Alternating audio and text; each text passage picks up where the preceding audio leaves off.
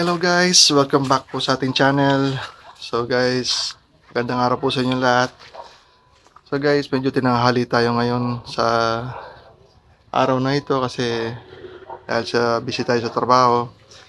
So guys, ano kaya magandang pag-usapan ngayon? So, yung garden natin ngayon dahil tag-ulan na, yung mga ubas natin hindi na natin masyadong may vlog kasi wala naman tayong magagawa sa mga grapes kung hindi mag-spray ng fungicide at insecticide pag ganitong mga panahon. So guys, pakita ko lang sa inyo kung ano yung itsura ng mga grapes natin ngayon. Ito yung Baikonur ko. Ayan. Hindi ko na sila binalot kasi hindi na yan makakaabot sa ripening dahil nga madalas na pong umuulan. Ano yan, etong variety na ito ay napaka-unpredictable po dahil without pruning, self-fruiting po siya. Yan guys. Pinabayaan ko na lang kasi ah, wala na rin magagawa dahil kapag tag-ulan talaga ang grapes, wala tayong mapapala. So, tanging magagawa lang natin mag-apply ng fungicide at insecticide. So, pero hindi ito ang topic natin ngayon. So, ang magiging topic po natin ngayon sa bonsai ulit. Paano ba mag-create ng basic structure ng ating material? So, yung depende ito sa uri ng material na gagamitin natin. Sa yard ko, mga materials na ginagamit ko usually mulberry. Meron din akong bayabas. Yung apple medyo mahirap siya kasi maselan. So meron akong bagong tinatry na material ngayon. Ang tawag dito ay malatinta. So guys, papakita ko sa inyo.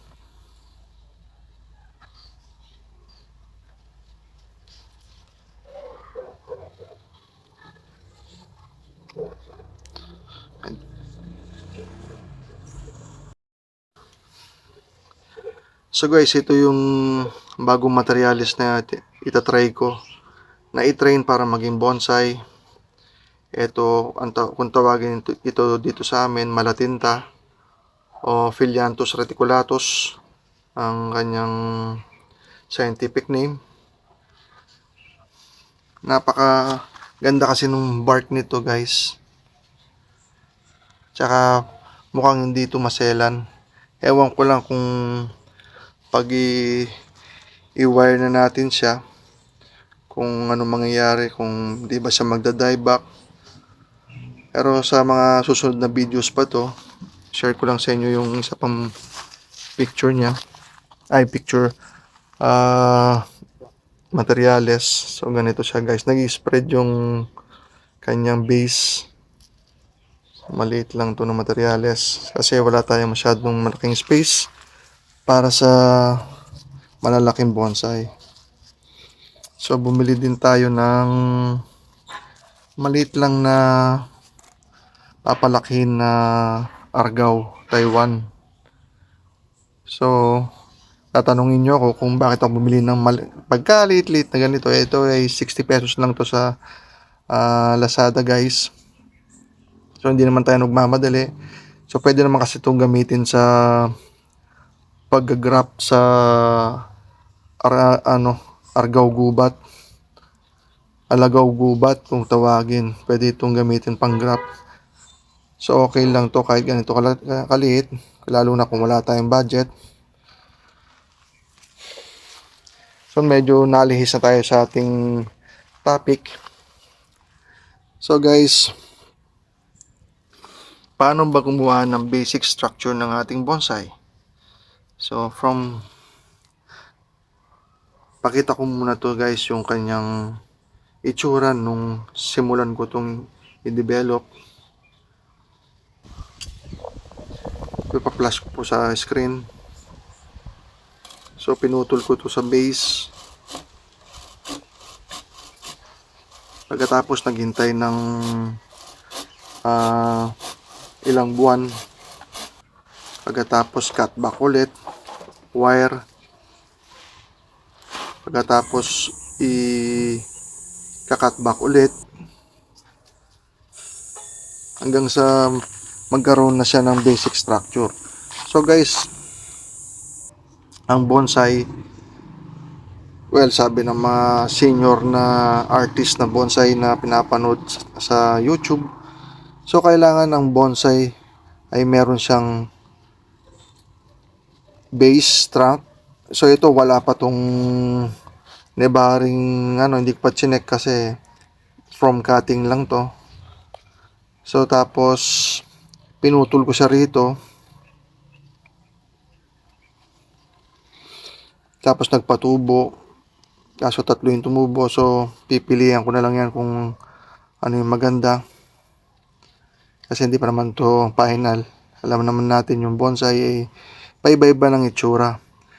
So first branch, tapos may tumubo dito. Second branch.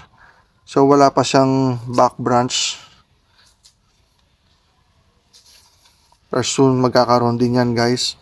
Pagkatapos meron tayong dito yung magiging apex niya.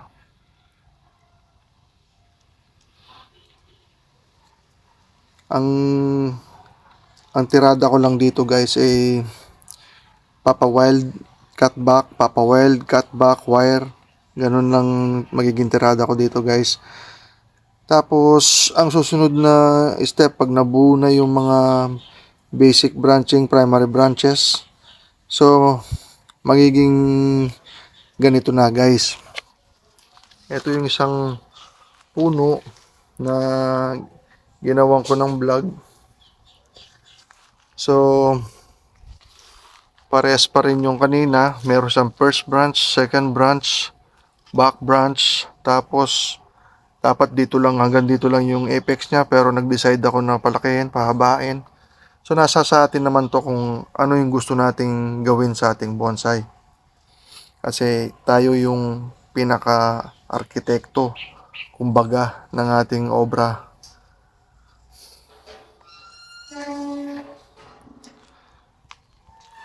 So magkakaroon, eto nga pala guys, share ko na rin sa inyo ang susunod kong step dito dahil nakaka-create na ako ng mga branches.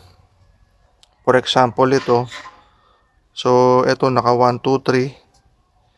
So susunod dito ang lalabas sa mga second generation branch. Ito yung first generation branch, second generation branch. Yung mga lalabas dito guys, idadapa ulit. Tapos magpapatubo ulit tayo doon ng patayo na guys. Yun ang magpapakapal nung padding ng mga punong bonsai na nakikita natin sa panood sa YouTube. So makikita natin kung kaya ba nating i-develop ito. Guys, ipakita ko pa sa inyo itong isang materialis na to na dinidevelop ko.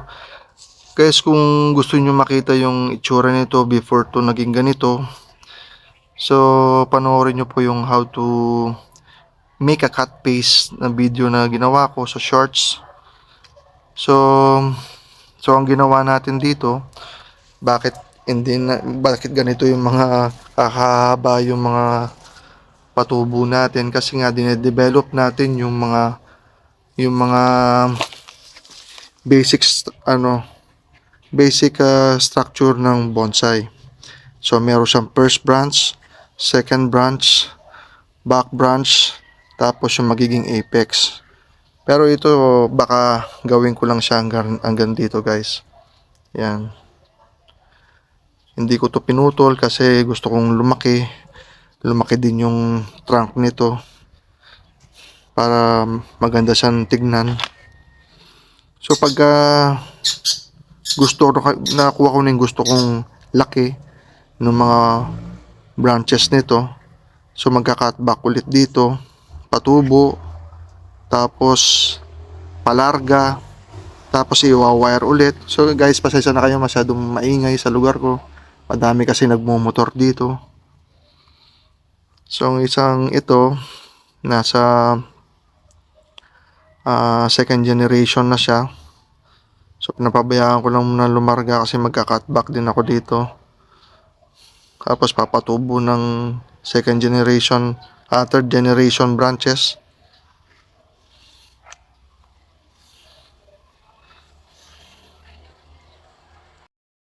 So guys, balik ulit tayo dito sa topic natin, yung basic structure ng bonsai. So ulitin ko guys, first branch, second branch, tapos may back branch dito and apex. Ang next step pagkatapos nito ganito na guys, papatubo na tayo ng mga sanga, mga pagkatapos ng primary branches, secondary branches. Pagkatapos ng secondary branches, magkakaroon ng tertiary. Ito yung second generation, first generation, second generation. Magkakaroon siya ng third generation branches dito. At yun yung magpapakapal ng twigs ng ating bonsai.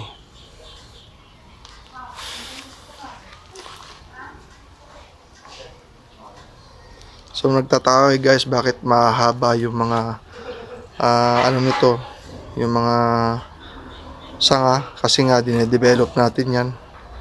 Huwag tayong putol ng mga sanga kung hindi pa to develop, kasi matatagalan yung pagde-develop ng bonsai. So, pakita ko pa sa inyo isang material na gagawin ko ring bonsai material. Ito ay isang mulberry. So, hindi pa determined kung ano yung magiging itsura nito dahil konti pa lang yung sanga niya. Pero ang foundation ng bonsai material, dapat meron siyang first branch, second branch, back branch, then apex. Kung gusto yung mas malaki, dagdag na lang ng dagdag doon ng mga sanga guys. So yun lang naman pag magde-develop tayo ng isang material, ganun lang yung sistema. Ang mahirap lang dito ay matagal ang pagpapa-develop ng mga puno. So kailangan ng matinding pasensya at oras para makabuo tayo ng isang puno guys. So sana may na intindihan kayo sa mga ipinaliwanag ko. So kung hindi pa kayo nakapag-subscribe guys, sana supportahan nyo itong channel na to. Huwag nyong kalimutang mag-subscribe, pindutin ng notification button, like and share. So hanggang sa muli guys, thank you for watching The Yard Grower.